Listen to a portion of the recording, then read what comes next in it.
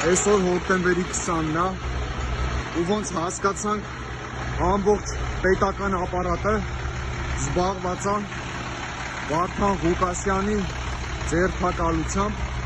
Այսօր ոչ մեկ ուշադրություն չդարձրեց, ոչ մեկ ոչ մի լուրջ արձագանք չտվեց հայ վարորդների բողոքի ակցիային, ընդամենը պատասխանեցին, որ այդ հարցը փորձում ենք լուծենք, բայց այդ պատասխանը մենք մի շաբաթ առաջ ենք ստացել։ Ուրեմն ոնց խոստացել էինք բոլոր հայ վարորդներով, միջնորդ լոգիստիկ ընկերություններով, որ եթե այսօր մեր հարցին դրական պատասխան չեղավ, մենք փակելու ենք Բագրատաշենի անցակետը։ Այս պահի դրությամբ Տավուշի մարզի Բագրատաշենի անցակետը կարելի ասած արդեն փակ է։ Ոնց խոստացել էինք։ Երևի մեր իշխանությունները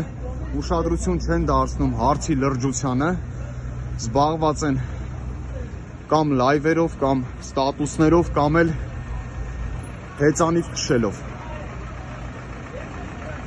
Մեր հորդորն է պարոն վարչապետին,